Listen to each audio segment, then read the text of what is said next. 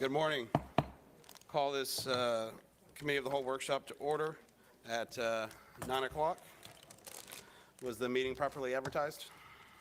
Mr. Chairman, this meeting was advertised on December 5th, 2020 in the board's weekly meeting schedule in the Pensacola News Journal. Perfect, thank you. Commissioner Berry, you haven't had a chance in a while, so would you like to lead us in the pledge this morning? Absolutely. Please rise. I pledge allegiance to the flag of the United States of America and to the republic for which it stands, one nation, under God, indivisible, with liberty and justice for all. Thank you. I know we have a meeting on Thursday, but if we want to do a quick commissioners forum. Oops, not necessary, Mr. Chairman. No, Mr. Chairman, but I'd like maybe for the administrator to give us a little bit of an update on COVID. I know we've had somewhat of an outbreak on the fourth floor, so I'd like to get that update. I know Thursday we're going to hopefully add it to the agenda for the report. Actually, we're going to have it this morning. We're going to have it this morning? Yeah, Marie's here, and so we'll have her come up in a minute. All right, thanks. Thank you. Just want to wish everyone a very, very Merry Christmas, Happy Holiday season. We haven't been around for a while. It's the first meeting in a while, and I hope everyone had a great Thanksgiving. And I want to thank Janice Gilly and the staff for organizing a little holiday get-together, socially distanced and safe according to the protocols. But it was a lot of fun, and we really appreciate it. Even though I had the best Dirty Santa gift and it got snatched in the last round, I'm not going to get over that. And I ended up with the worst gift in the thing. But I still had fun doing it. I still had fun doing it. It's all on how you look at it. Was it really the worst gift, or? It was the worst. Okay. It was horrible.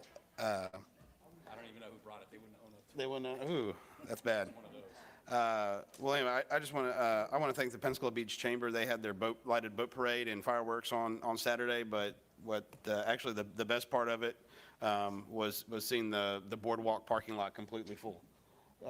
And so hopefully that relayed into the businesses and people out there supporting those. So thank you for the chamber, and I think we'll be announcing those winners next week at their event. So, Madam Minister. Yes, Mr. Chairman, I just had a couple of things. I would like to recognize Laura Cole. As you know, this past week was the 1-year anniversary of the shootings at NAS, and Laura has been recognized by the Department of Justice and the U.S. Attorney's Office for the contribution of the PIO efforts and as the director of our communications in continuing to help them. So I just wanted to let her know that I have this certificate for her and just recognize her and appreciate that. The other thing I would like to mention is I did notify you all this morning that unfortunately I have accepted Director Rogers' resignation. We've discussed with you the situation for his resignation, and you know, I'm very sad to accept that, but you know, he's available for questions or conversations if you all would like to visit with him. He has notified the public safety departments, and we've notified the directors. Of course, I was sad to hear that news. I think he's been a wonderful addition to the public safety, and of course, wish him the best of luck with everything. But look forward to still talking with him over the next few weeks. So is there a date in which he'll be leaving? We have not finished that negotiation, so we will be talking about that. We have, in the meantime, discussed with Mr. Gilmore, who is the emergency manager, to sit as the interim upon Mr. Rogers' departure. And I've also asked Debbie Bowers and Wes Marino. They will be spending time at public safety as well. Does this in any way interfere with any of the investigations that we have going on with public safety or fire, or is everything concluded? They have not been concluded. He does have a couple of more interviews to do in terms of the fire investigation. So we would think he would conclude it before his departure? That would be our hope, yes, sir. And then as far as the fire chief. And he's also part of the fire chief. Correct. He has, Yeah. I believe they have 30-something interviews this week. I don't see him. I saw, okay. I believe he has about 30-something interviews this week related to the fire chief. And they're hoping to get that narrowed down to the ones that we would bring in for in-person interviews and things like that. Okay. And then were you going to go ahead and? Oh, yes, and then I would, Marie, where's Marie? we'd asked Marie to come today and give you an update, since we've had a little bit of an uptick in COVID.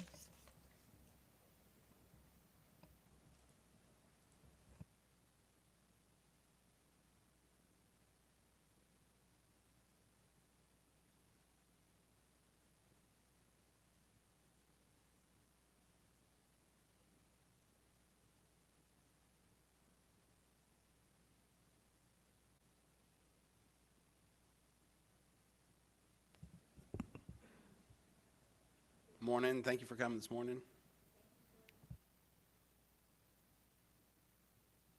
Just a reminder, starting off, still under a declaration of public health emergency, and the public health advisory issued in July, encouraging face coverings, limiting social gatherings to 10 or less, and protecting vulnerable populations is still in effect.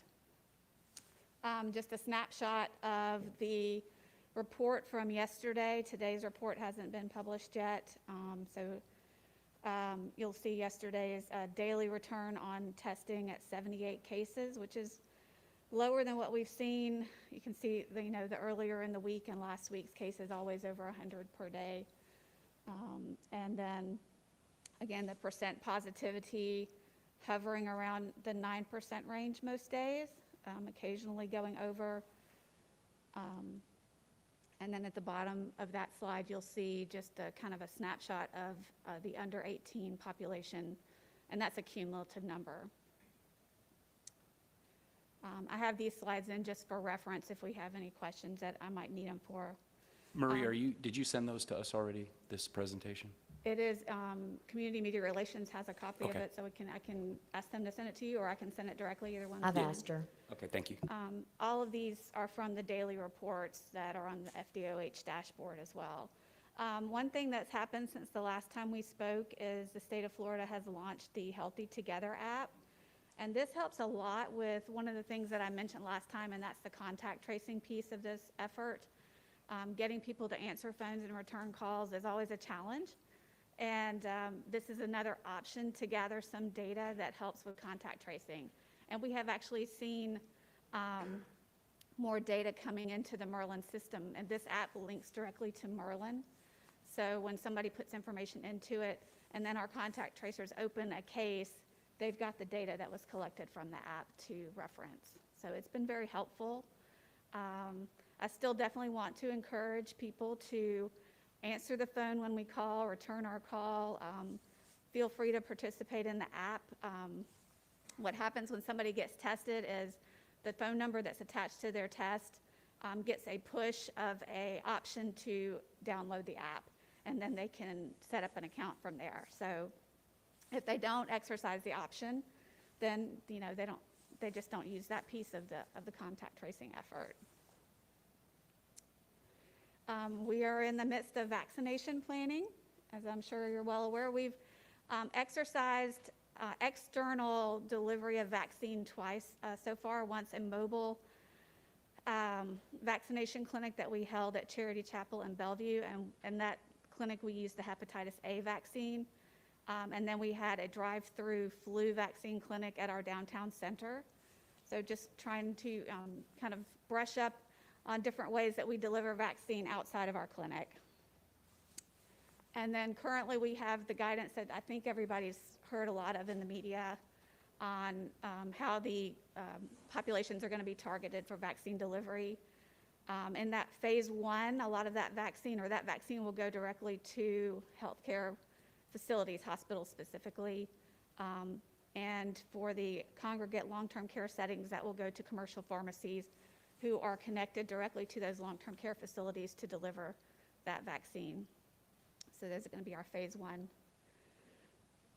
Phase 2, you see the workers in critical positions, and we're still waiting on a lot of definition for that. I get a lot of questions about that, but I expect that there will be ample opportunity to vaccinate a lot of people during that phase as well.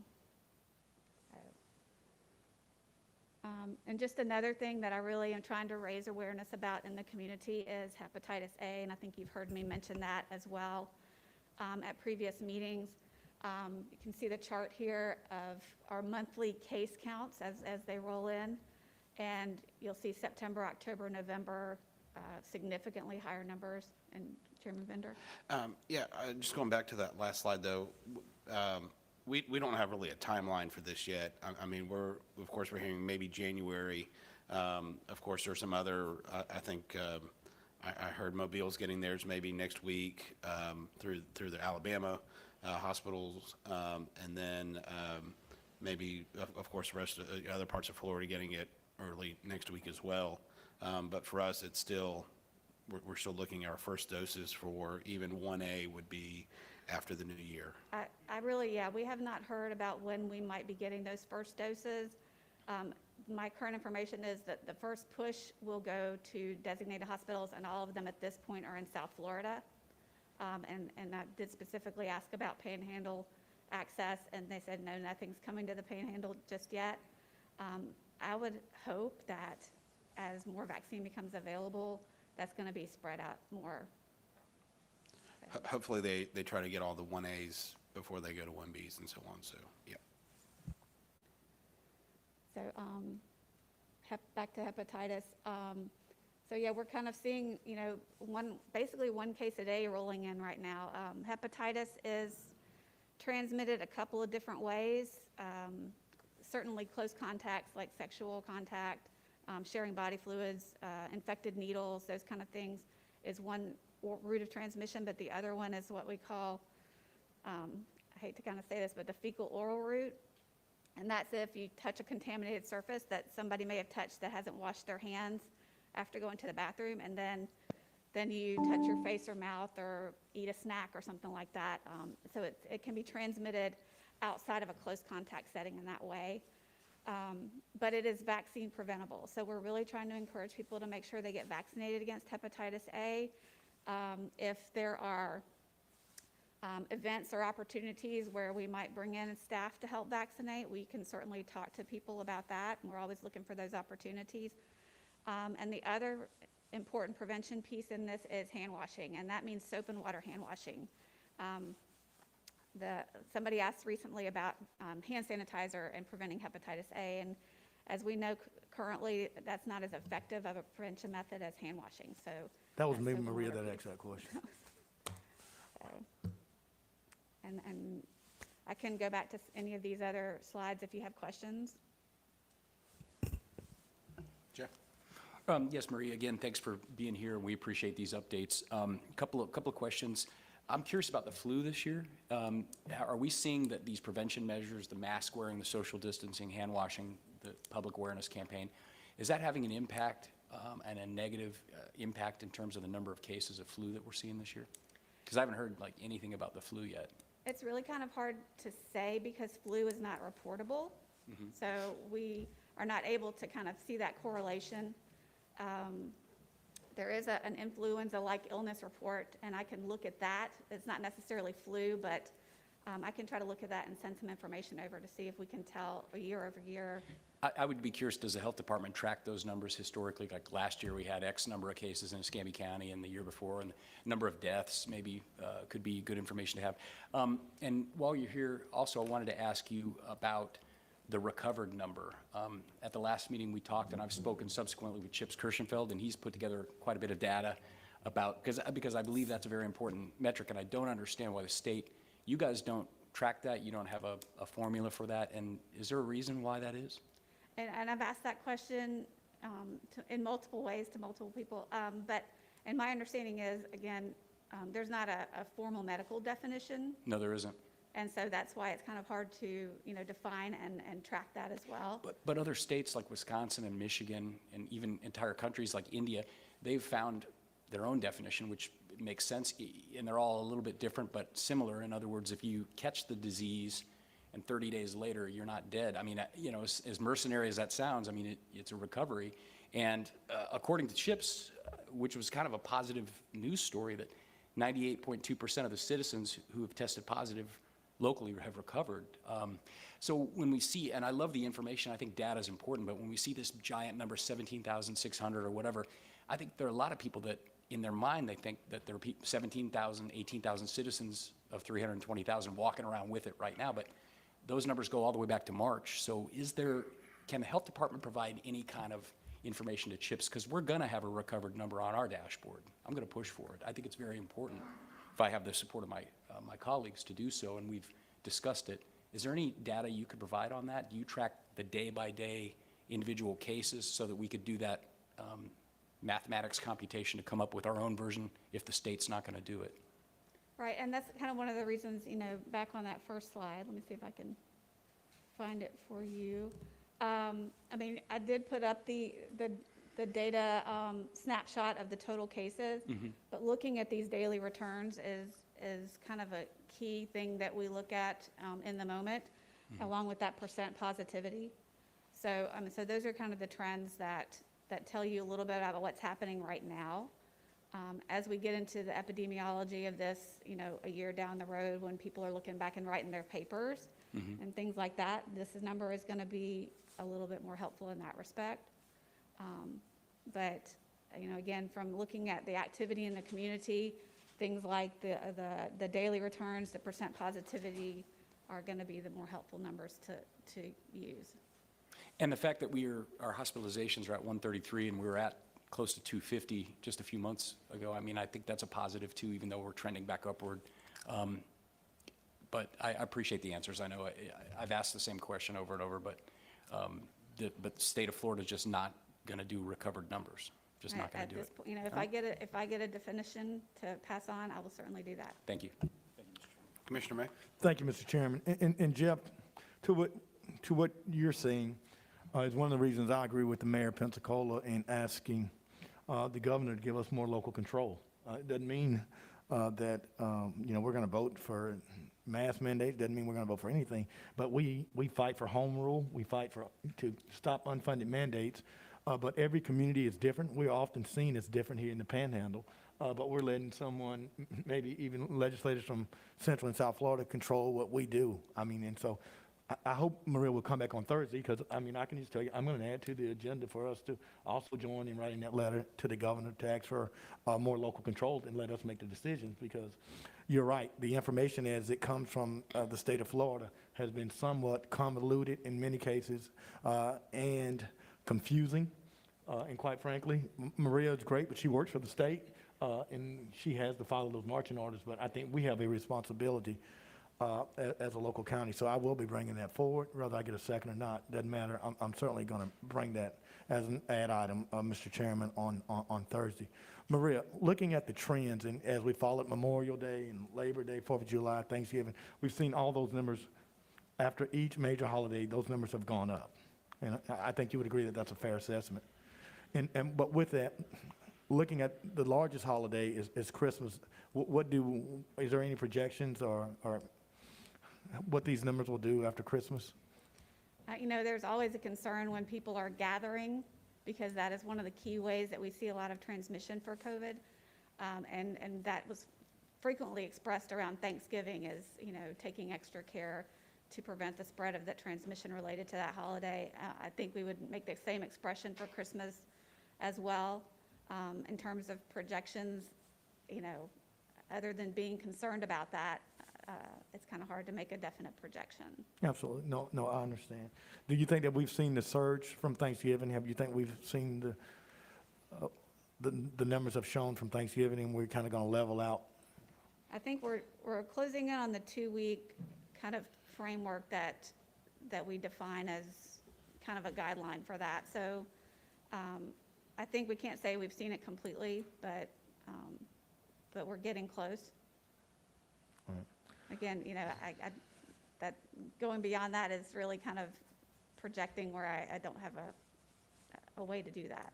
All right. In your contact tracing, have we found any definite hot spots in Escambia County that concentrated where people contracted COVID from? Yeah, not that I've been made aware of. And Jeff, one of the things is we talk about, the 17,000 people that have it. Data is not conclusive on the long-term effect of people who get it, although they may not become instantly sick.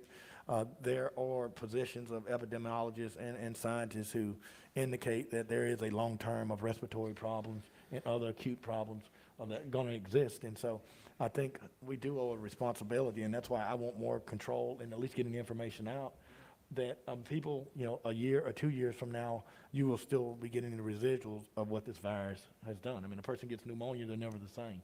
I mean, although you can get vaccinated. And so, Maria, I appreciate it. I mean, this is a lot of information, probably more than I can grasp today. So hopefully you come back Thursday. And, candidly, it hit home in my office on the 4th floor, and it's affected many people that work here and bus drivers. And I believe that, collectively, we need to be working together. We've not done enough, in my opinion, in properly educating and doing it. People are going to get it. It's how do you recovery, but it's just putting information out, and to be transparent is very important to me. Commissioner, this is, today's briefing is in lieu of Thursday. Maria's not available on Thursday, so she came today. That's fine, but it wouldn't prohibit me from adding an item for No, the sir, letter. what I'd just say, I wouldn't expect to have another presentation on Thursday. Well, good. Well, when me and Maria's conversation, she told me she was coming Thursday, and I guess it got changed to Tuesday. I was, Oh, okay, sorry. yeah, I mean, that was our conversation, that she was coming Okay. Thursday. But I don't need Maria to have the conversation, so that's fine. If you can't come, Maria, that's fine.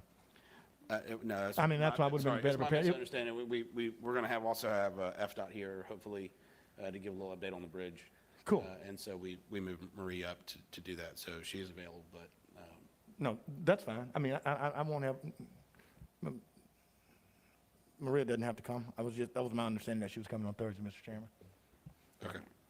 Maria, is there any more that we can be doing in a partnership with you? I think, and I've seen the county do a lot of messaging, and that's extremely helpful. So definitely continuing those messages. I actually have a meeting this afternoon with Emergency Manager Gilmore about selecting sites for vaccination. So I'll, those kind of things are going to be things I'm asking. But I think so far we're getting that covered. But I'll let you know. And it's probably an unfair question because we gave the money to Sacred Heart and to community health, but the money we put for rapid testing, has that helped? And this type of public health effort is definitely a partnership amongst all parties. So Sacred Heart has the capacity to do the rapid testing, and they're certainly supporting our surveillance efforts with that. And so we appreciate what everybody does in this effort. Thanks, Maria. I appreciate everything you're doing. Thank you. Yeah, so, Mr. Chairman, do we have the number of employees, and that's my concern because employees here do work for me and you and all of us here. Do we have the amount of people who've been tested positive that work here at Escambia County, Madam Administrator? So we collect those numbers now on Monday, Wednesday, and Friday, because there was at a time, when we had 30 to 80 that were being tested and things like that. The numbers yesterday, we were anywhere from 4 to 5 in a couple of departments. What's our, So we'll get you the Wednesday numbers when they come in tomorrow. okay. What was our total number as of Monday when you checked? I don't remember. I'd have to ask Tina to come down and provide it. Sharon could get that from. Less than 10. Thank you, Mr. Chairman. And that was by department. We do ask each department to provide it. Okay, anything else? All right, thank you. Just for programming, we are going to move the Children's Service Council up ahead of the Essentia presentation, but I am going to go ahead and get to the OLF 8 and Hurricane Sally. So, okay, so OLF 8.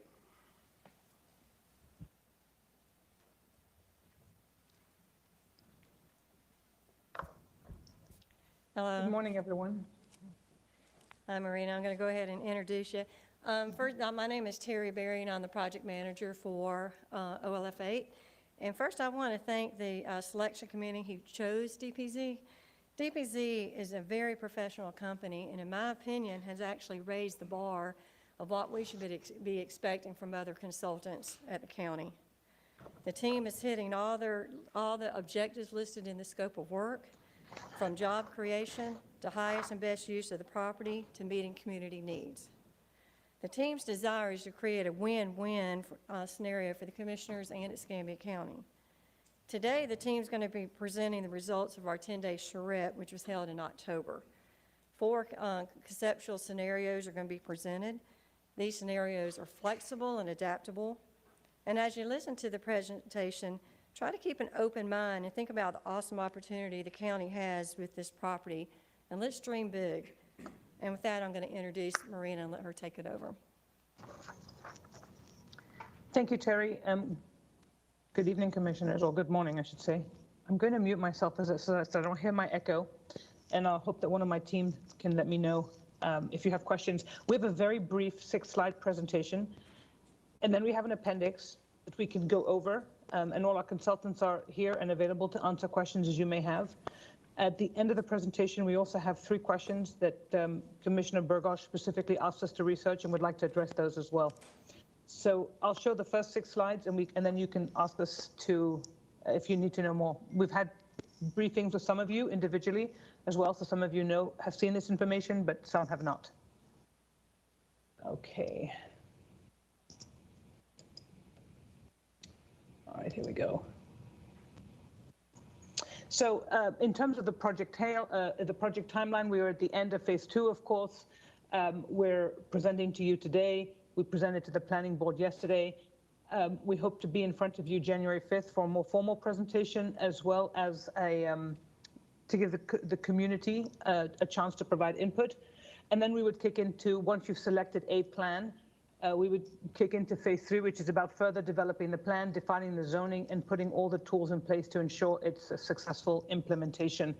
And that takes us through June 2021, in which we hope to have the project completed, the rezoning well initiated, and everybody on board with what this plan can yield. We've always worked with 2 sets of goals. The first one was the RFP project goals as well, the history of this project, an understanding, a very firm understanding that the pursuit of high quality jobs, a minimum of 1,000 jobs on the site is the most important criteria for you all. The project goals are listed here from the RFP, determining the highest and best economic use, enhancing the quality of life for those who live and work in Beulah, maximizing the creation of those jobs, considering that the uses that are proposed, of course, are compatible with the surrounding context, and making sure that the plan is consistent with the county's Restore Multi-Year Implementation Plan, consider your pre-application for the Triumph funds, and of course, give you a plan that would help you recoup your initial investment. Throughout the project, in talking with some of you before the charrette and in talking with the community during the charrette, we came up with other project goals. And a site this large and this vast, we think can accommodate a lot of these. So of course, as I mentioned before, attracting over 1,000 high-paying jobs is the most important. You all have told us to provide residents with a solid rate of return on their investment, and to bring long-term value and quality of life to OLF8 and Beulah is equally important. That means the goals we've established here in collaboration with the community for 4 through 10, which is creating a thriving, walkable, and when I say downtown, these are the community's words, not ours. We're not talking about an urban downtown like Pensacola, but a rural downtown like what Beulah wants. But the Beulah wants a heart, and this is a site that can provide them with that. Improving the circulation and considering planned transportation improvements that are in the pipeline, having a really robust open space network, selecting the community amenities you want to see here, whether it's a school, a post office, a fire station, a childcare center. We know there are some things that are on the immediate agenda. Building a place that's respectful of Beulah, increasing wellness, diversifying housing, and providing, most importantly, a resilient block structure that could enable you commissioners, but also the community to allow the master plan to adapt to changing market conditions as this plan is built out over the next 20 years. I'm going to turn this slide over very briefly to Travis Peterson, who is in the room, who can explain to you the positive feedback and positive energy that came out of our virtual charrette, which was in October and lasted about 9 days. Thank you, Marina. Mr. Chairman, members of the commission, due to COVID-19, we had to take a different approach to the normal charrette process. We had to run this outreach effort entirely through virtual channels. We think we were successful in that. There are 2 primary things that we focus on. The first is awareness of the project, and the second is participation in the process. The rationale being we want as many people to participate as possible, but if they choose not to participate, it's not because they weren't aware of the opportunity. In the online platform that we used, we had over 5,000 visitors, 1,800 unique users who participated or visited our interactive modules. That represented about 604 stakeholders, people who actually checked the box, filled out a survey, or left a comment. In addition, we posted all the presentations on our project website, which got over 14,000 unique visits. We utilized Facebook to target not only the folks in the Beulah area, but also countywide as well, to ensure that not only were the people near OLF 8 able to participate and be aware of the project, but as you had requested, we focus on the countywide citizens in terms of their opportunity to participate in the process. Thank you. Thank you, Travis. I'm going to quote Joe Menacozzi when he says, do the math. For us, the million-dollar question was always, how much land do you need for a minimum of 1,000 jobs? And so what we asked Weitzman and Associates to do is to study the different types of industries that exist out there.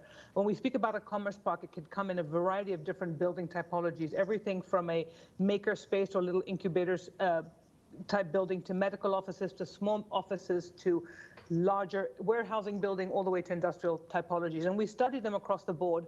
And then we looked at a range of job types that range from technology, finance, call center, engineering, law enforcement, social services, biotech, life sciences, retail, and medical. And we looked at the job density per acre of those types. And then they were assigned to the different typologies that we came up with. And what was surprising is that, as you can see, and you can achieve a minimum, we know this is a minimum of those 1,000 jobs, anywhere from 9 acres all the way to 72. And even the industrial building types that are, use up a lot of room typically because they're just very large, that 1,000 acres could fit on 48 acres. And the two frames of reference we have, of course, in the county are Navy Federal, which is on somewhere between 350 and 400 acres with 10,000 jobs, of course, and the recent aerospace engineering, which is providing 1,300 jobs on 65 acres.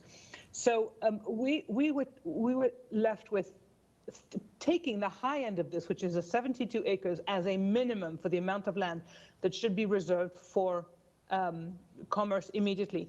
And you will see that all of the plans easily enable the amount of land to increase, to expand as needed if the opportunity were to arise.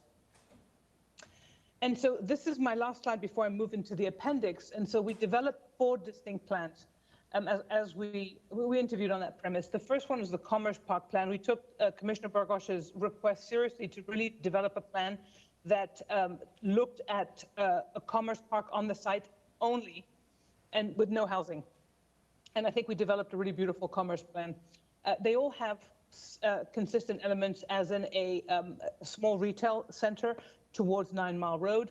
So the commerce plan still has a mix of uses, but does not have residential. The market plan is keyed to the marketability report that came out of the phase 1 analysis, which is what can the market take over the next, or bear right now, over the next 20 years.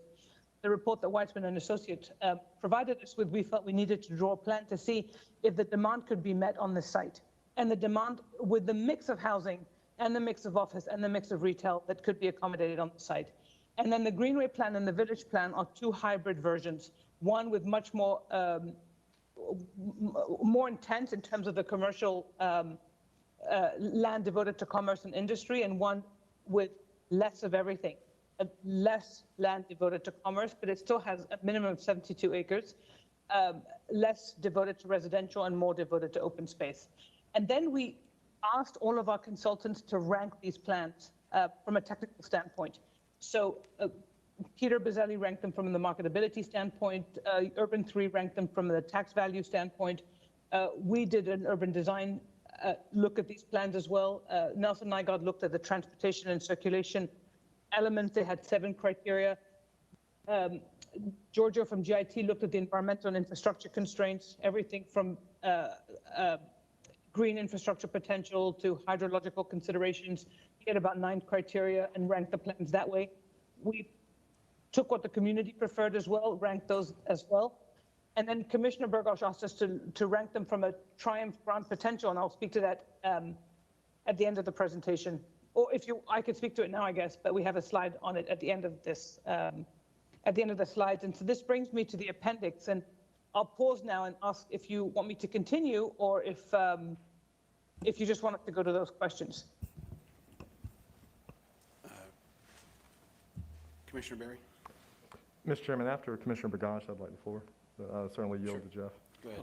Well, thank you. And again, to your team, Marina and Terry and Travis, I appreciate it. And I appreciate you taking the questions that I asked and bringing forward some information and some slides.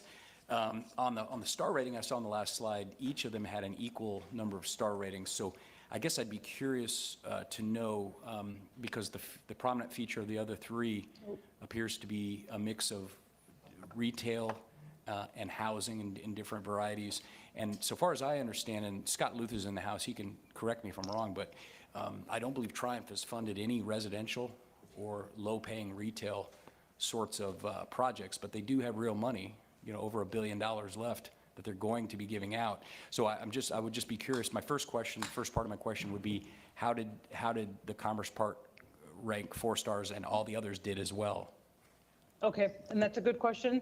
And so let me speak to this slide, which is your question, and I'll ask my colleagues to jump in. You're right that they don't fund housing and they don't fund anything but commerce.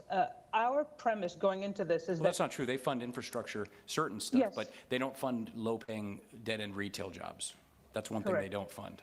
It has to be Correct. high-paying, okay, please Yes, continue. we understand. Yes, so when we're speaking about the high-paying, when I'm speaking about the land devoted to the commerce in each of these plans, I'm specifically referring to attracting those employers that are going to pay the minimum $55,000 or to $60,000 salary that we know is what needs to go in here.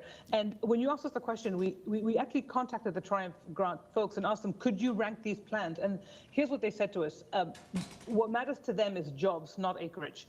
That's number one. So they said, if you want us to understand how we allocate money, look at the projects to which we've already given the money. So we understood that, and we think that we think they all have an equal chance to secure Triumph funds. But Marina, let me stop you real briefly, though. They do fund jobs, and of course, that's one of the largest criteria that they look for. Good jobs that can survive the initial funding and live on their own. But I don't think it's just jobs. I don't think they're going to fund a mall with a bunch of $10 an hour. And I'm not saying that's what these plans are, but I'm just throwing out a hypothetical. They would not fund a project that's going to provide a bunch of $10, $12, $13, $14 jobs. They just wouldn't, and they haven't. So when they said jobs, was there a qualifier in there? So so when there's something here that says meet Triumph statute priorities, and that has to do with jobs that are considered transformational to the future of the region. It's promoting net new jobs in the private sectors with incomes above the regional average household income because they want to raise that household income. It's creating net new jobs in certain targeted industries, whether it's aerospace or defense or financial services. They have a whole list. It's providing for a wider regional impact versus just solely local impact. So they're looking at jobs that can not only demonstrate long-term financial sustainability, but have a reach that is greater than just the Escambia County area. And so that's their priorities. There are also obligations, right, which, as you know, they want to make sure that there's matching funds so that they provide 50-50. So whatever funds they provide, they want to make sure that there's at least a minimum that you all can provide as well. That's what that matching fund is. There are also other contractual obligations such as clawbacks. For example, if the jobs don't come and then they want a commitment of what those jobs are before they provide for the funding. And there, of course, the land has to be in public ownership, especially if they're paying for the infrastructure. So that's another consideration. The master plan suitability for attracting targeted sectors. Depending on the sectors that are targeted for here, some are going to be more desirous of being in a walkable, livable downtown area or a place that does have other amenities, whether it's retail or a little bit of housing on the site. And the time limit for the job creation is also a critical consideration because their funds will expire at a certain point. And knowing that you have those commitments within those 5 to 8 years is going to be critical. As you know, the timing of the Beulah interchange, which is one thing that is attractive to certain kinds of sectors, is an important consideration. The other thing that we engaged the House Center, and I know Peter will speak to this a little bit longer because right after me, because he'll speak to your first question actually, which was the economic impact analysis of the job creation. But they made some interesting points to us, which is, there are certain typologies that may be automated 15 to 20 years down the line. We should really be focusing on those types of jobs that won't be automated. And so, the big warehousing jobs sometimes will transition faster to something else. So we want to consider that as well. We're quite confident in the typologies we've given you that you have a lot of flexibility in that time frame. But we think that the reason we gave them all an equal chance, and I will say that of course the Commerce Park has the ability to take advantage of you would have the greatest flexibility in terms of the block typologies we've provided. So for example, the Commerce Park could take the big industrial types, it could take the big office buildings, the big business parks, another USAA or another small campus plan more easily than the other plans could do, for sure. Well, Marina, I appreciate that, and I think you've covered that answer. And just in deference to my counterparts, because we have a big agenda and we're going to be going, long if we just go on and on. But I do appreciate your willingness to bring a hybrid plan. What I've said from the beginning of this process, even going back to 2015 when I ran for this office, was that it's important to me when I campaign on something and when I look at a project that I maintain the fidelity of the project. And I think the taxpayers expect that, the constituents expect that. And this project obviously was to create jobs. So I'm firmly convinced that out of the end of the sausage hopper will come a plan that's some sort of a hybrid. So I'm just very happy to hear that we can do that. And obviously, I'm one voice of 5. It just happens to be in my district. And I do appreciate the deference to my counterparts. But however, this will be a decision among the 5 of us. But I will say 2 things.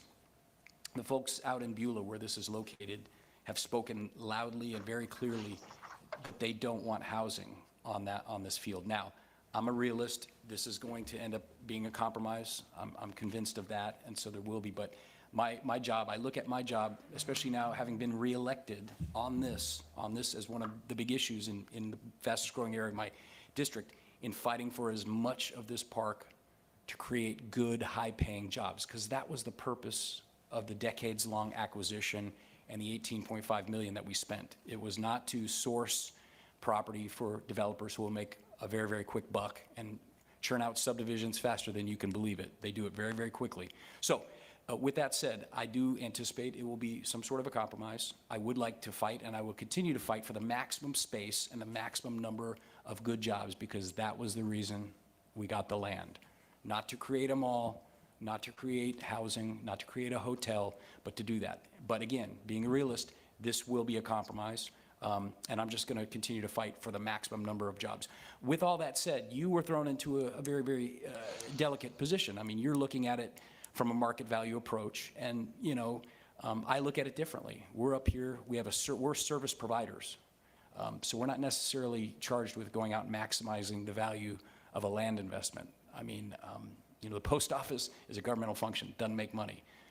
The Marine Corps, they don't make money, but there's a service that they provide. Government provides services, and sometimes it's not all about the revenue.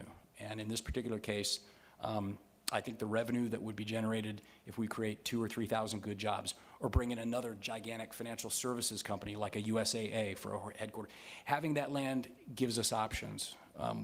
And so, again, that's my perspective on it. And Mr. Chairman, I appreciate the Jeff, can I ask you a question? Yes, absolutely. And I'm hearing the number of 1,000, and you just said 2,000 or 3,000, and we've kind of let you lead the charges. I mean, what do you see as a substantial amount of jobs? I mean, what's your, Well, if it's 2,000 or 3,000, whatever you lead, I'm fine with it. I just want to be clear, because Well, I hear 1,000, and you're saying 2,000 or 3,000. Well, that was because our initial Triumph grant specified 1,000 good jobs to keep us in the running for $29 million in infrastructure and improvements for that park.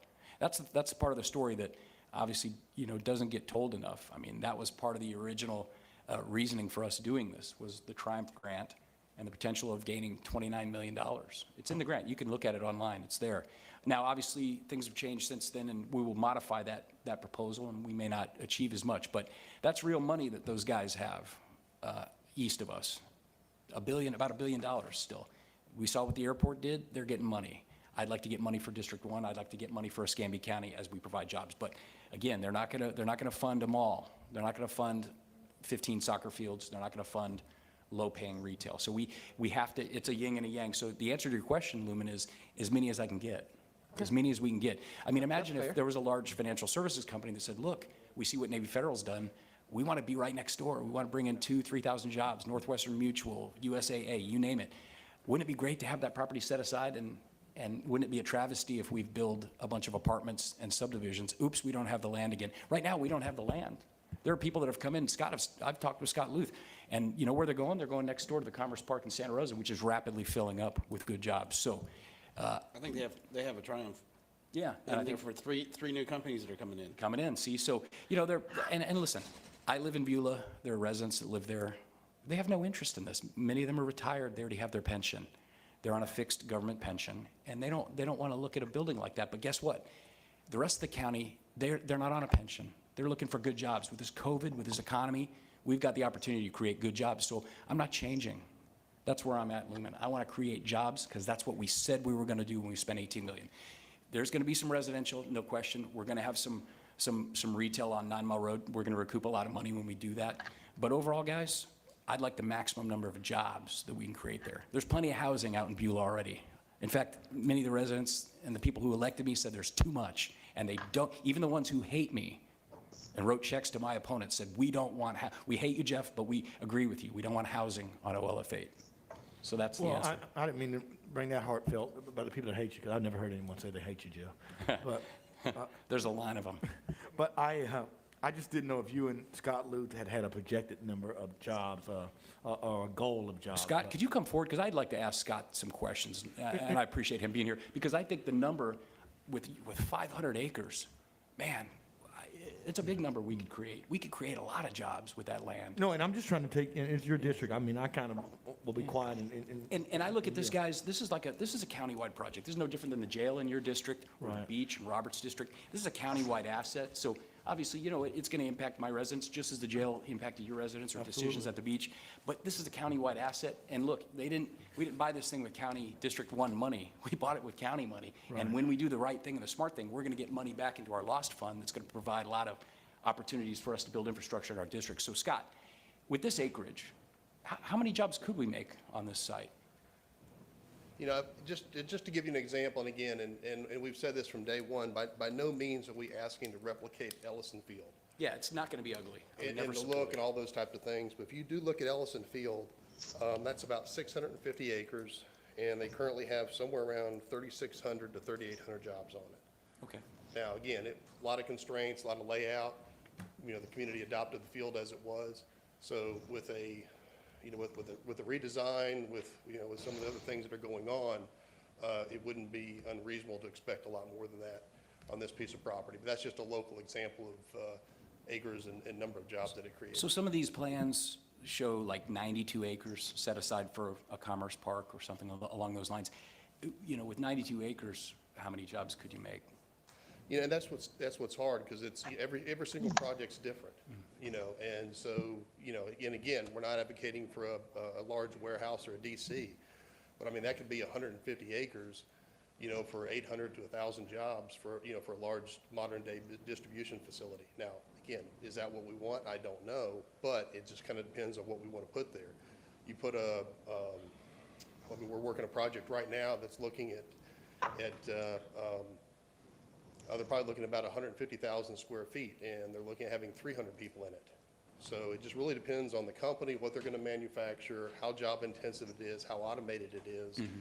But again, as we've talked about this property, you know, over the last 10, 15 years in the community, and for my term here, about 9 years, you know, it's, you know, whatever property that y'all set aside for Commerce Park, we want to be very protective of it.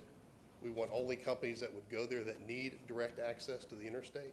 So there's a lot of constraints, a lot of covenants, a lot of things that we would strongly recommend that the county put in place. One, to protect it. Two, to make sure that we're getting the highest ROI that the community wants out of it, because once the property is gone and developed, it's gone and developed. And we don't have that opportunity of property that's in close proximity to the interstate. And without divulging too much information, you and I have talked about some companies that have been, inquiring about Escambia County and sites and buildings. And, we've lost some of those people because we didn't have land available. Isn't that correct? Correct. Yeah, so, there are folks that say, well, look at the technology park, it's been a failure. Since we're on the camera, right, it's a good opportunity to kind of talk about that. That came out during the recession, and it had a very limited parameter of what we could put in there. Would you give us some of the challenges? Because I hate for a broad brush to be utilized, and unfortunately in the press and some other Facebook chat sites, they use the broad brush, but it's been disappointing, but because of why? Scott Luth. Are you referring to the tech park? Tech park, yeah. So the technology park, again, just quick history. Again, it's 9 acres. It was developed through a Federal Economic Development Administration grant, and with that came a lot of constraints. The constraints were that, again, the amount of property that we were allowed to use, the number of jobs that we had to create was the expectation, and the type of companies that were only allowed to go there. So again, just like the county or PDC, we're not a private sector developer looking for a quick ROI. Right. The reason the community moves forward with a technology park or any other commerce park is for the long-term hold, looking for the next great opportunity. Right. And those will come. Those constraints are there. It's like I said, between partnering with the county and between EDA, we've got over $4 million worth of infrastructure in that park, waiting for the right opportunity. The other challenge we've had is we've had companies come knocking, but they want to build a 5,000 square foot building. And my advice that I've received through you all through PDC is, because of the historic nature of downtown, where we're going with downtown, we want higher density. A lot of things that DPZ and others that tell us in the downtown core, higher density makes a lot of sense. You want less parking. And so we're looking for the project that's going to have the highest and best use for the community, rather than just take a quick ROI on that project. And if we were to just take the highest offer, there was a significant penalty we would have to pay. Correct. Some people believe that. And then the final thing on that, before we move back to our commerce parks, which have been very successful, is there were an initial couple of tenants that were going to move there, and then the recession hit. Correct. And they ended up going, over to Santa Rosa County. Isn't that correct? Correct. Yeah, both of those. One found an existing building, renovated it, and actually both of them found existing buildings and actually renovated and over in Gulf Breeze. And we came very close to getting a state grant to do a technology UWF partnership on that site, and so there's been opportunities, but I just hate for the measure of our parks to be focused on that, because Marcus Point sold out, right? Ellison Field, tremendous success. Heritage Oaks sold out.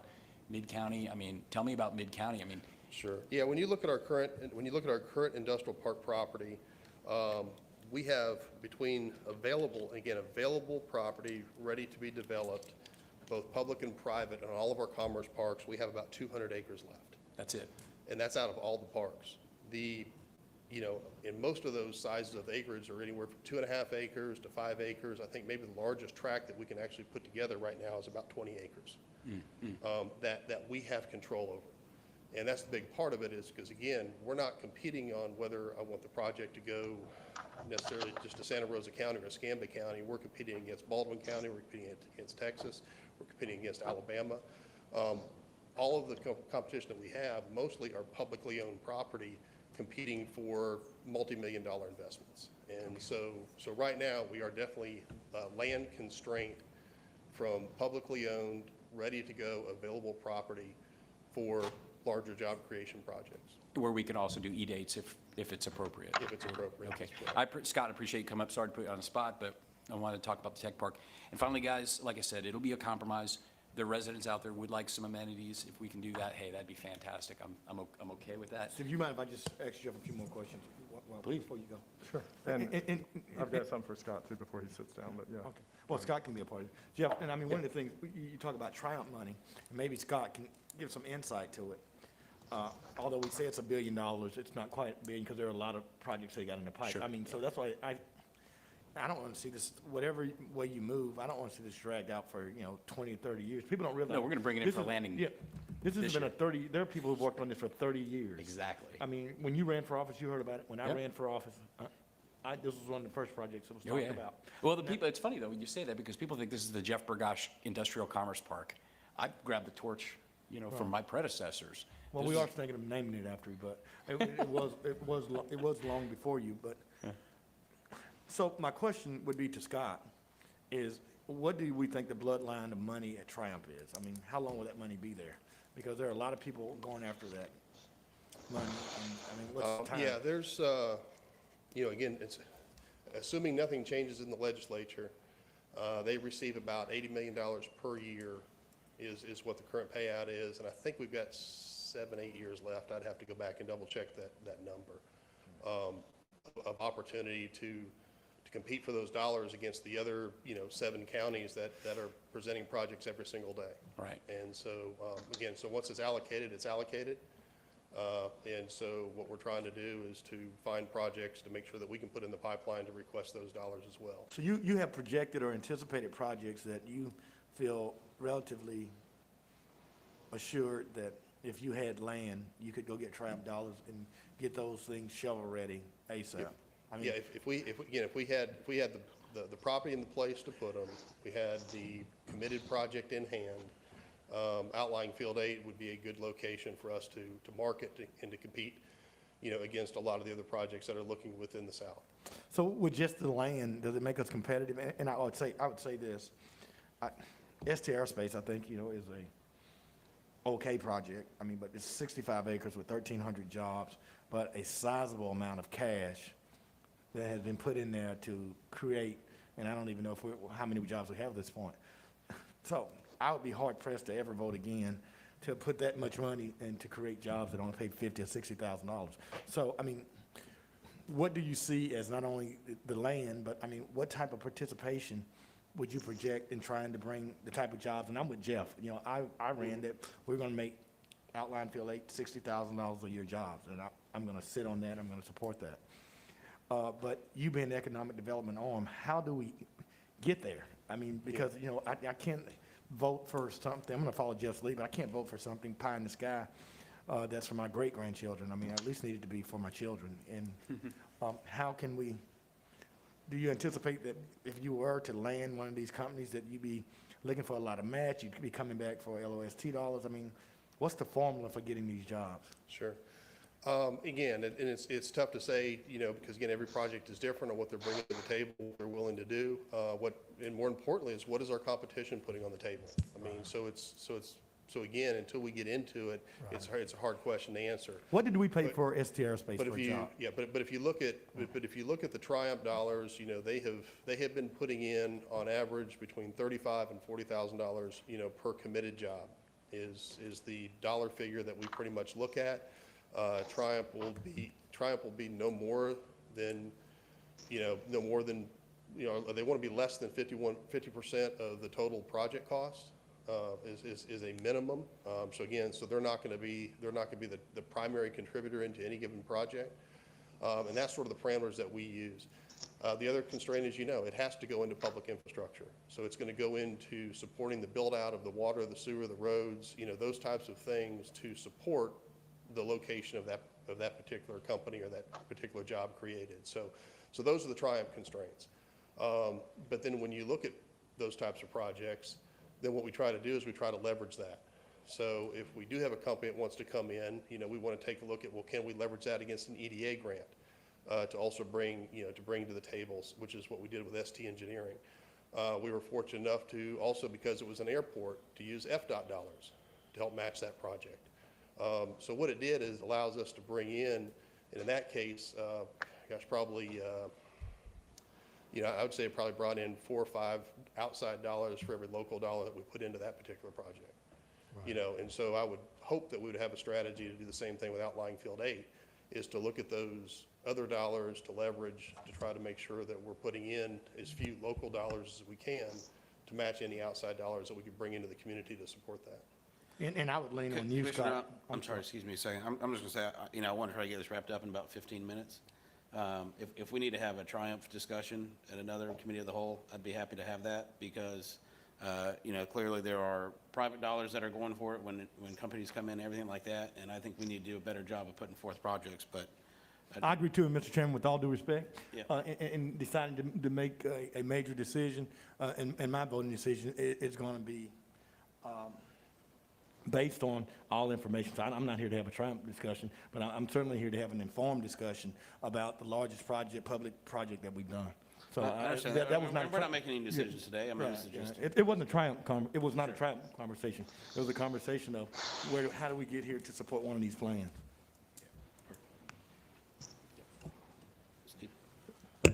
Well, I mean, to agree, Robert, we are making some decisions because we had planning board meeting yesterday where they voted on a plan that they liked.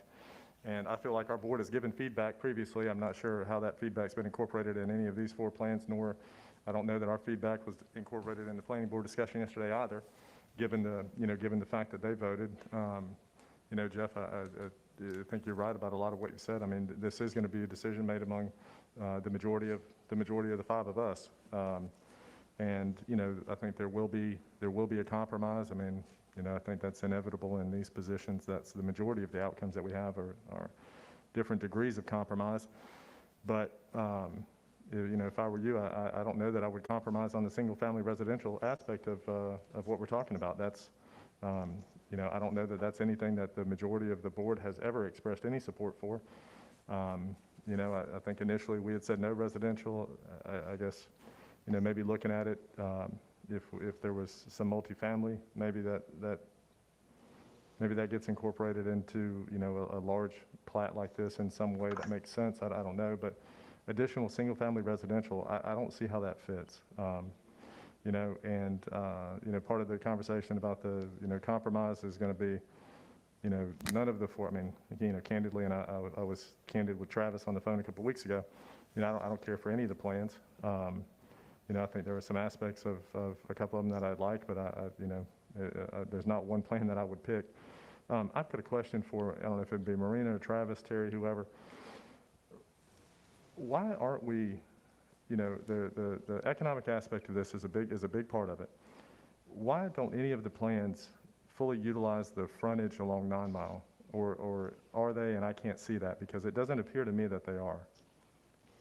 I'll let Marina and those DPZ team answer that question, but I did want to clarify something. Yesterday at the planning board, there was not a decision was not made. That was just a workshop where we were showing them the plan so they could get their first eyes on it. I was told they voted. They didn't vote? No. Horace? No, sir, Commissioner, they did not vote. That was the first. They didn't even take a straw vote in support of the market plan?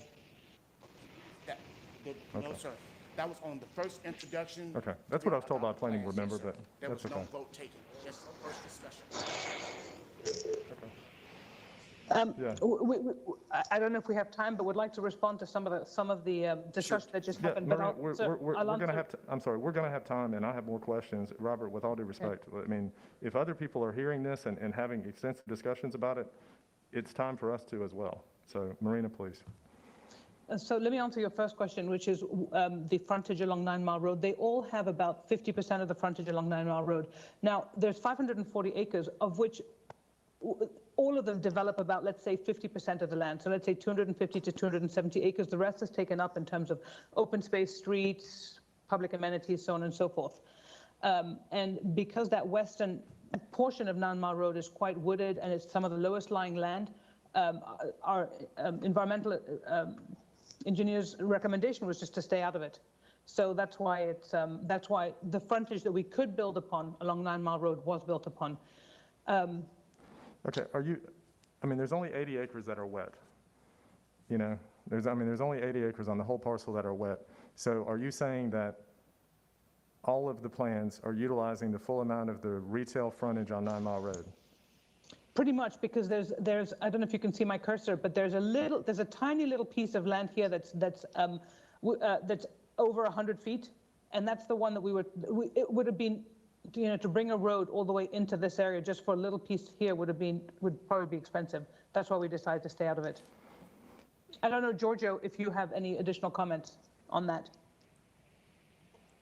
Yes, I'd like to add that for most of the 9 Mile Road, actually for about 50%, there is a significant forested area, and some of the wetlands are located there.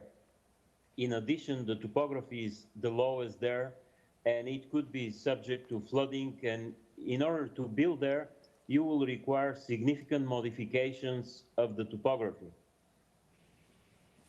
I mean, the wooded is one thing. I mean, wooded is not, I mean, that's not a barrier. I mean, I don't think to development. I mean, what's wet is, but like I said, we've only got 80 acres on the whole parcel that's identified as being wet or undevelopable. So is what you're saying that we're developing, well, I'm sorry, this board, I think that we should utilize all of the, aside from what Marina said, if there's 100 feet on the west side, that would be kind of orphaned by itself. I understand that, but aside from that, I think we should be utilizing all the frontage on 9 Mile Road. I mean, Absolutely. That's where we're going to realize. That's where we get our money back. Yeah, I mean, that's where we're going to get our money realize the most money. It's incredibly expensive. Yes, I'm with you on that, Steve. Yeah. In other words, what you're saying is you would prefer that we develop all the developable portions of the land and leave the wet stuff not developed? Is that? Yeah, I mean, that's kind of where I'm at too. Yeah, I And to mean- do otherwise, I think is not maximizing the asset. From an economic standpoint, there is a cost to fighting Mother Nature, that when you do take down that expense of going into territory that's essentially a wetland, and I realize you're also making more impervious surface, so that water's got to go somewhere as well. So when you think about the development of the rest of the site, a lot of that capacity is actually utilizing Mother Nature's wetland area as a natural sponge. But to change the landscape and fill that area in will have economic consequences beyond the environmental consequences. Board, And just be aware of that. It's not as easy as filling it in. Well, candidly, Board, I'm not talking about filling in wetlands. I'm talking about utilizing all that we can. And, you know, I would rather have a private developer tell me what makes sense economically than the paid-for county vendor tell me what makes sense economically. If the private developer comes in and says, well, that just doesn't make sense, we can't make money doing that, okay. But in this, in this aspect, I mean, I think we should utilize, at least start with the top number of developable acres being everything that's not wet. And then whatever we have to work down from there, we're going to have infrastructure.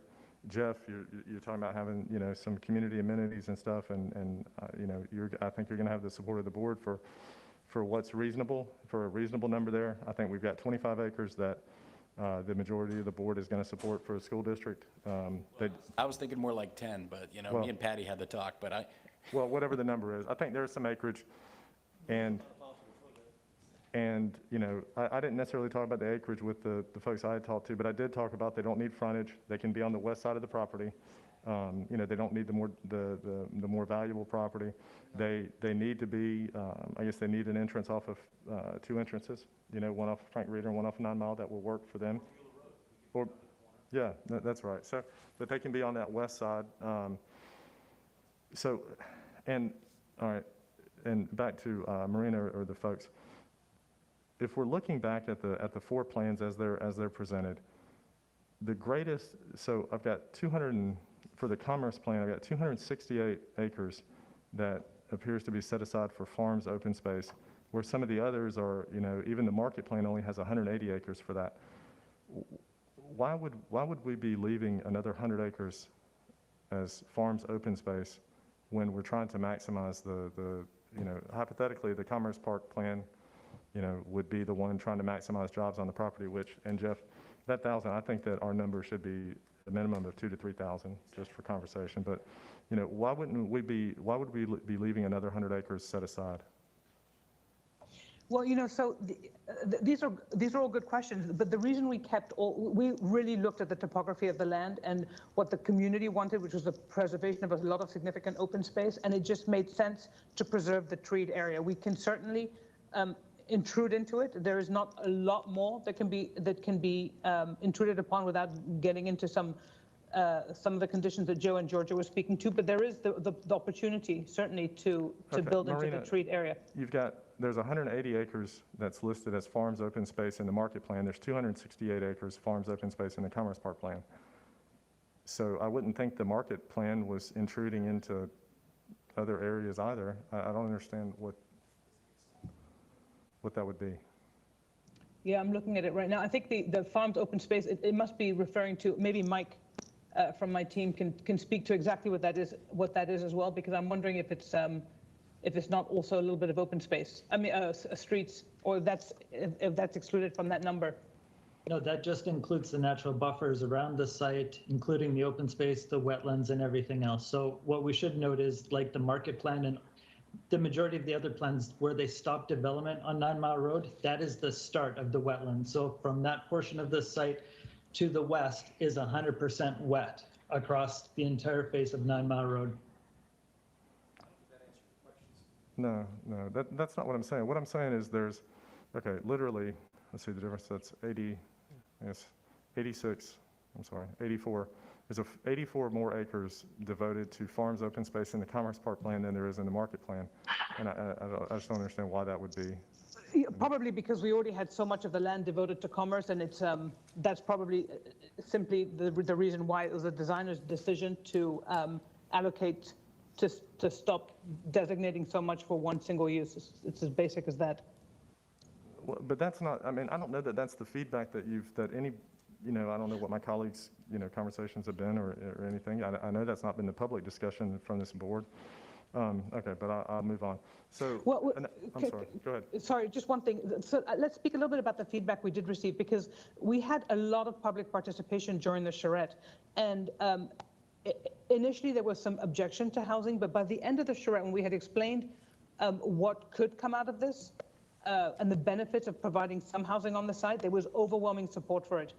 Now, that may not be the constituents who, I don't know if some of the people, when Commissioner Burgos says there's overwhelming people that don't want housing, that's not that's not those who participated in the charrette. And we also heard a lot of, please don't maximize the development potential of this site. That was another thing. If we had been planning this for a private developer, we would have been way more aggressive. That's true. But because we knew this land was publicly owned, we didn't necessarily maximize the amount of developable area. That's not hard to do. We can go back and be more Marina, aggressive. is that based on feedback that you got from our board? I don't know that our board said not to maximize the developable acreage. No, your board told us to, this is what you guys told us: provide the county with a solid rate of return on your investment and bring long-term value as well. And so it's a balancing act between how much of the land is devoted to developable potential development, but also the form of that development matters. And so when we talk about when we look at the amount of land, for example, that is required for commerce, and if you know that in 50 acres, you can easily accommodate over 1,000 jobs. Why would you want to devote 250 acres to that? So we plan the land as judicious. Well, okay, that's fine. I mean, you can do that. So you can choose to have all of the land devoted to 5,000 jobs, but now you've got to look at the traffic implications of that and all the other considerations that we were tasked with looking. Job creation is the most important goal. It wasn't the only goal. We were also asked to balance out the traffic impacts. We know that Navy Federal, for example, has... Okay, Marina, but what you just said, you said you could put 1,000 jobs on 50 acres. That means we could put 5,000 jobs on 250 acres. That's still less than half of the property. But you could also put 1,000 jobs on 9 acres, depending on the type of building, or 16 acres, let's say. You could also put 1,000 jobs on 16 acres. So this is an analysis of all the different types of industries and the job density per acre that they require. So we know, yes, we know that you can fit 1,000 jobs on anywhere from 16 to 72 acres. So yes, we could multiply that 3, 4, 5-fold, absolutely, and get you as many, and we could plat the whole thing and get 10,000 jobs. But are you going to be able to attract that? And then the other consideration we had to think about too was there is an immediate need for housing there. And so if the housing doesn't go on this site adjacent to Navy Federal, where there are jobs already, where will it go? In Beulah. It's not as if those 1,900 jobs aren't going to evaporate. And when the community tells us that they want to hold on to the rural character, what we don't want to see is housing subdivisions on this site, the way it's been built. So we're not talking about a mall, and we're not talking about housing subdivisions when we're talking about the kind of housing that's going to go here. And then the last thing I'll say before I'll let Peter and I know Joe want to say things is we have this modularity to the plans that I think is a very powerful tool that would enable you to expand if there is a need for that tenant that wants 200 or 250 acres. The plans can accommodate it. They have the ability to do that. But it's also very hard to ignore this, which is there is a tremendous amount of available. It may not be the thousands of acres that you see here, but this doesn't jive. There's a lot of industrial land still available for, that's more available, more shovel-ready now than OLF 8 would be. Whether it's Central Commerce Park, and I know that some of it has been privately sold, but that's one thing. There's obviously the Bluffs, which has a tremendous amount of acreage available, and the regional, the DSAP north of OLF 8 or north of I-10 has 1,700 acres already devoted to this. So there can be excuses as to why none of this is available, but I think that there's a recognition on our team's part that there's at least quite a bit of industrial acreage already available. And what we're telling you is, or we're trying to tell you is, reserve a little bit of it. If you need more, take more, but don't set the whole thing aside for just commerce. And I know Peter and Joe want to say something. Okay. Peter, do you want to go first? Do you want me to? Sure, and I'll be brief, because at the end of the day, commissioners, this is your decision. You know, we are here to guide you and to give you advice. And you know, from the perspective of creating jobs, you know, we've built in and we've in fact advocated for providing the county and Florida West with both the land necessary and also a long period of time to be able to go out and attract the best employers of choice to create those high-paying jobs here. And we firmly believe that the way to do that is to create an environment where those employers recognize that they'll be able to attract the talent that they need to hire, because that's the talent that demands those high wages. Those are new employees to this market. And so the real strategic purpose of all of these plans was to create that type of environment. And the Commerce Plan is the least successful in doing that.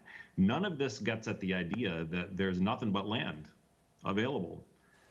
We've got so much development potential that's not being capitalized upon. The construction costs for new industrial buildings is too high to support the financial feasibility, given the rents that those types of users are able to pay.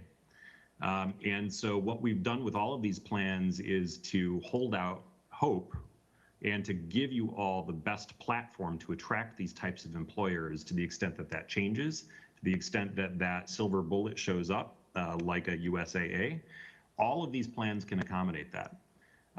And even for the next 10 years, there's going to be a decade of opportunity for Florida West to go out and try to attract these employers before we even begin to encroach on land that would be developed for housing otherwise. There's an initial chunk of space that's available and planned into this for commerce for all of these plans. And then, you know, this is going to be a 15 to 20 year build out optimistically for all of these plans. This is not a 4-year development. So by the time we start hitting 2030, if the Commerce Initiative has been wildly successful and you've been able to attract those types of corporate users that are creating 2,000, 3,000, 5,000 jobs on the part that had been designated for commerce only, there will still be plenty of land left to adapt to that purpose. So that's been provided for. The question is really, how much of this entire site do you want to gobble up for one particular use now? We don't advise that that's the best approach to being able to attract employers, nor do we think that that's the best way to get economic activity started tomorrow on this site. If we want to create high-paying, relatively high-paying construction jobs in 18 months, you know, some of these higher density multi-use plans are the way to do that. And so we're here to guide you on these principles. We're not here to object to the idea that that jobs are needed or necessary or the priority.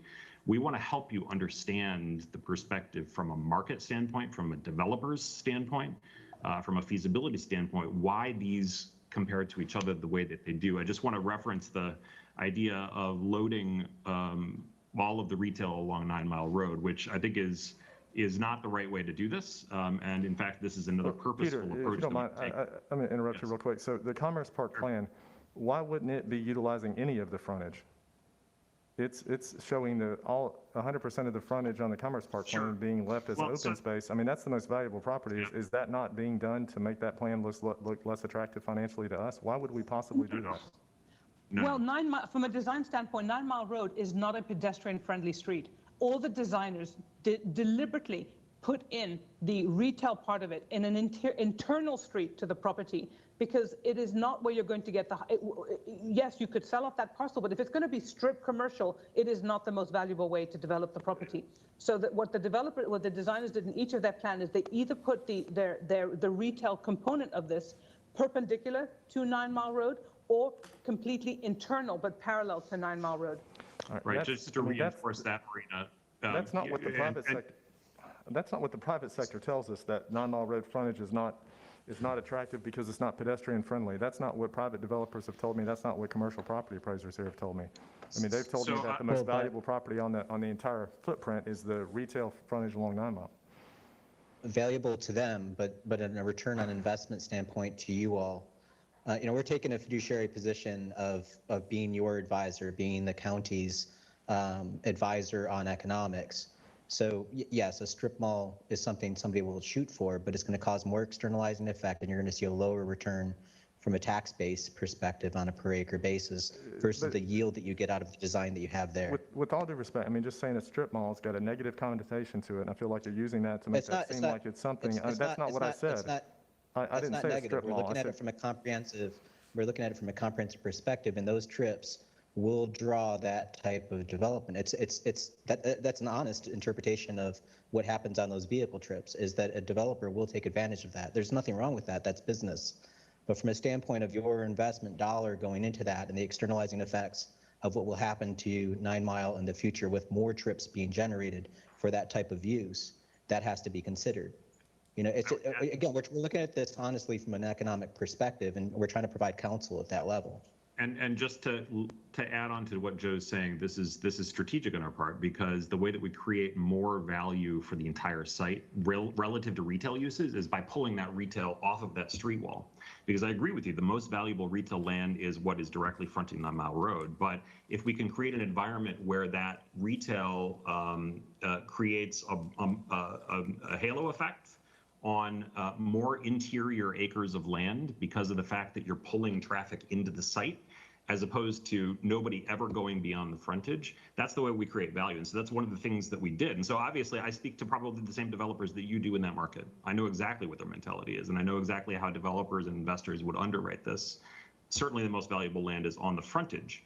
But the way we can create value for the next 100 acres behind that is to actually start pulling it into the site. And so all of these plans do that. That was very purposeful to actually Can't that be done at the same time? For the county. I mean, can it be? It doesn't have to be all or nothing. I mean, No, no, you're right. That's right. That's right. Okay, all right. We have the topography if you want to see it. Well, the topography is our environmental people tell me we have 80 acres that are wet. I mean, that's what I'm working with. If we have 80 acres that are undevelopable, that's the starting number. If we have additional that needs to be left open, then that's something that we'll incorporate into it. All right. Lastly, so when we look at the values, one of the tables has the tax values of different developments, but there's a value to the county that's not incorporated in just the ad valorem tax revenue. I don't see the value of the jobs. A $50,000 a year job has a certain value to the county. That's a person that can, if you have a husband and wife that make that, that's somebody that can afford to buy a house, they can afford to buy a vehicle, whether they live in that, on that property or not. If they work there, that economic impact is being created from that property. There's, if you're looking at tax value and productivity, tax value of Commerce Park plan says 325 million, market plan says 638. That would be, I think by somewhat of a transitive nature, it would say that the value and productivity of Navy Federal next door would be the ad valorem revenue that we would produce off there if they weren't in an E-date, which is a number we could certainly calculate. We're not collecting that revenue because of the E-date, but to say that that's the tax value is to say there's no value being given to the jobs created. Clearly, the jobs being created on Navy Federal are the real value to our community, not the property taxes being collected. Is that not an accurate statement? Is there something I'm grossly missing? I don't quite, that was a complex statement. Could you give me a more clear question? Sorry, I Steve, didn't if I follow you. might, because where you are is exactly where I was on my call. I said, you have to quantify the value of 1,000 jobs, 2,000 jobs, 3,000 jobs. And the way you contextualized it by using Navy Federal is perfect. If we look at their ad valorem revenue on those giant buildings they built and put that all together, that's a small number for the millions and millions and millions of dollars we've given Navy Federal, right? The real value is the $500 million payroll. So how do we quantify that? How do you, like, if you guys were doing this, I think what he's trying to find, if you're doing the same evaluation on Navy Federal currently, what would their value be? Because we know if you're not taking into account the $500 million payroll for 10,000 jobs, you're missing the boat, right? So how would the brain trust here, how would you guys quantify Navy Federal Credit Union? 10,000 jobs, an average of 50 grand. Thanks for calling us a brain trust, but Well, you I wouldn't go that far. That's why we hired you.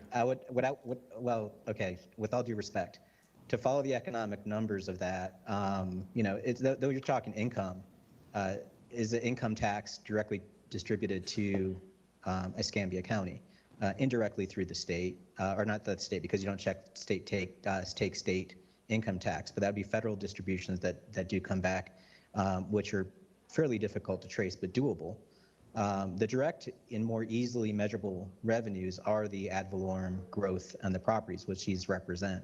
So that's the value of the real estate as it grows. Are you saying those are the only two? Hold on, let me finish. Now, if you take the far left one and say, okay, well, Joe, that's all jobs that are happening there. There will be residential that goes elsewhere. That is indeed a true statement. I follow you on that. But what that comes with is an externalized effect of negative consequences of that trip. So all of this has to be blended together, that it's just not ad valorem. Even though our firm did this analysis of just this window, this needs to be taken comprehensively with the trips, with aesthetics, with the community's input, with whatever you all decide. We are looking at this, we're looking at this from a standpoint of we don't have a dog in this fight. It's your real estate, it's your decision. And ultimately, as Peter said, this will be your decision. We're not fighting that. We're just trying to give you our best advice as professionals who work in these fields and how to get data out of this. So that's the way that I see this, is our best input is to give you those financial ad valorem values, because that has a direct consequence. But I would harbor the point that I mentioned earlier, is what's the cost and consequences to fighting Mother Nature?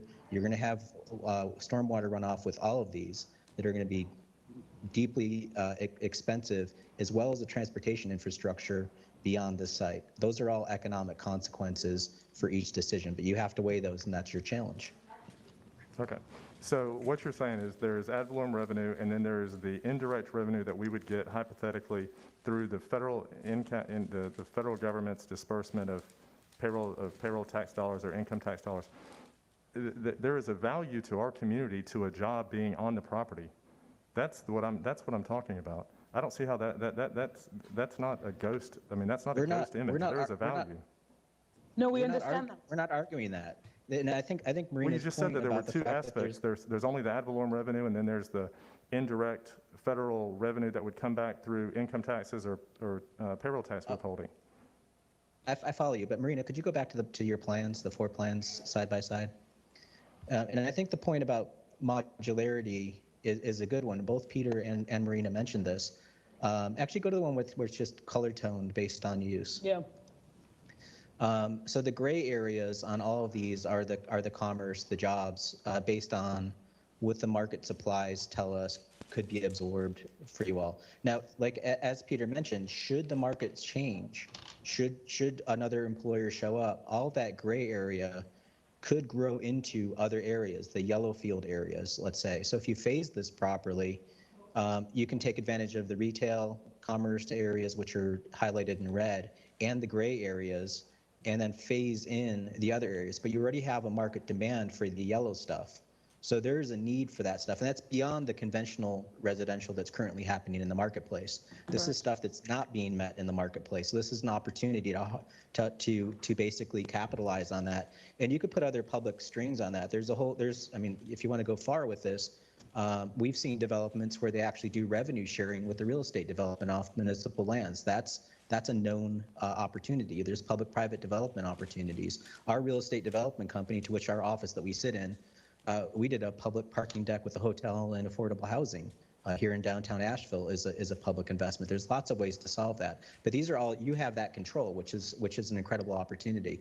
But see these plans that they're not fixed in that standpoint, that where things are drawn, it has to be. Think about these areas should your market demands change, that a yellow block could turn into a gray block.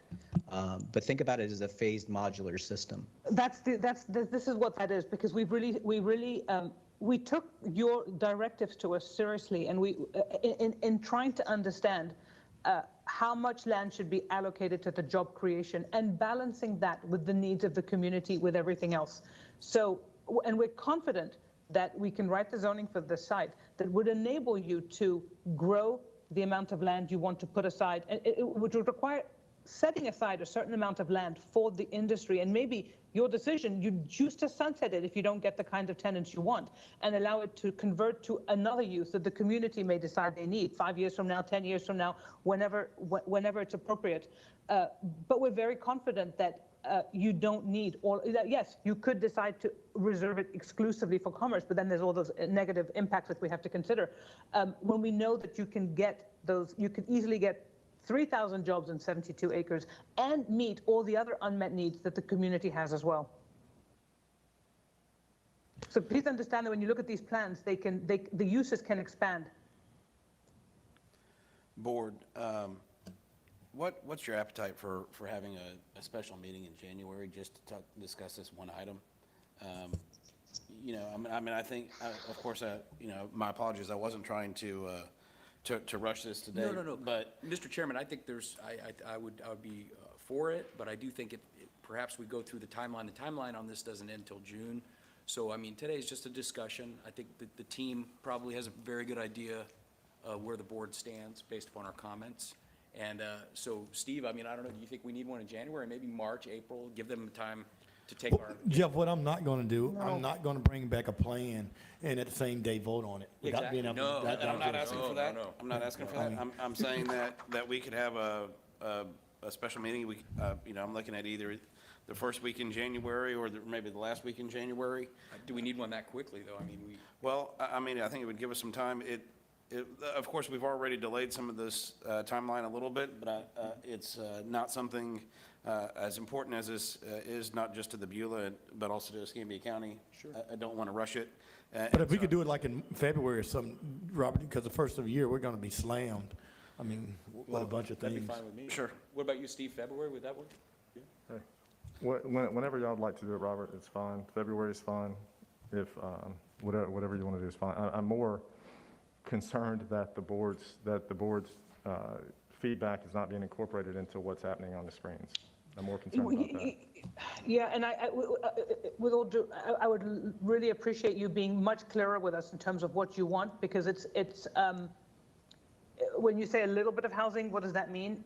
If you want more land devoted to commerce, what does that mean? The more precise you can be with us, the more we can heed that advice and come up with a fifth plan. Jeff, I mean, I don't think that there's been any appetite from our board, or the majority of the board at least, for single-family residential aspect on it. Absolutely correct. If you're looking at, some smaller part devoted for multifamily or something, I'm asking your opinion. Is that what you? Well, I will tell you, Steve, we just had a very, very contentious approval of an apartment. Apartments are tough. One of the things I'm going to do in my next 4 years, I think we're going to look very closely at a special section of the land development code dedicated to apartments. Nobody wants them nearby. They're very tough to put in. And so, I would only support any housing on this for my vote, reluctantly, but perhaps something kind of nifty. I mean, these guys are experts with loft type stuff over retail. If we could kill two birds with one stone. I mean, we're gonna do some things. I guess when I'm saying single family residential, I mean subdivisions, brick and mortar subdivision. No, I don't. And I would prefer not to have apartments, because apartments create all kinds of problems. And You know, but if we have to have housing, if I got to hold my nose and vote for that, it would be something nifty, cool with retail and maybe perhaps lofts, high-end lofts over that, because that fits in with the big developments in Aspire, Pebble Creek, Nature Creek, 68 Ventures that are going in right now. What I would not want to see is a bunch of, you know, cookie cutter apartment units on that site. I just don't, I don't think it fits, Steve. So for my part, I mean, I'm hesitant, like you said, to do any residential. I get it. These guys all want it. So for me, for my vote, it would be something really nifty, high-end lofts over retail, maybe perhaps on, you know, near the frontage, so they'd bring a higher price. But in terms of inside the park or inside the property, I really just wouldn't support that. I mean, that's kind May I of ask where a I'm at. couple of, Commissioner Burgos, may I ask a couple of Yeah, questions? please, So by all if you don't means. want single-family housing, the detached housing, I understand, and you want multifamily, a limited amount of multifamily, what about the report that identified a need for townhouses and duplexes and the type of housing that you currently are not seeing? And please understand that what DPZ doesn't do is housing subdivisions. The housing subdivisions that are going in Beulah isn't exactly what we're not proposing for here. So even if it were single family, it would be the kind of single family that we showed that's embedded in a walkable environment where the garage doesn't dominate the frontage, and et cetera, et cetera. So, but even if you, so take aside the fact that you don't want single family, what about everything between a single family and a multifamily that is just not being served in Beulah? And that's the range that Peter identified in his report: townhouses, duplex, 2/1s, cottage courts, senior housing, in the form of smaller scale buildings, not larger scale buildings. Well, Marina, a lot of these, yeah. And I hear what the question that you're asking, and I would simply point you to the general development map for Beulah. I'm very familiar with it. I get a copy of it all the time. And right now, there's something along the lines of 11,000 dwellings being either permitted or under construction right now. So the private market's got it, right? This is a government project, right? The private market's got the single family stuff done. Directly adjacent to Navy Federal are townhomes and condominiums that are walkable to Navy Federal. Directly across the street from 9 Mile Road are two gigantic developments that are going to have apartments, townhomes, condos, and single family and retail. So what I don't want to do is step on the private sector by sourcing land for them to come in and build more housing.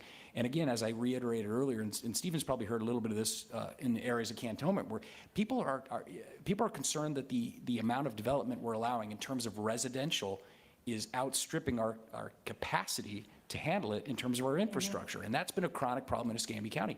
Developers will tell you, we could do it. And before you know it, you've got massive gridlock on streets, and then they're looking at us, well, why'd you allow it? So this is where we have to be very, very careful, Steve. So you guys are asking what I think I pretty much clearly expressed it. If it's high end, if it's kind of niche, boutique, nice lofts over retail, yeah, something like that.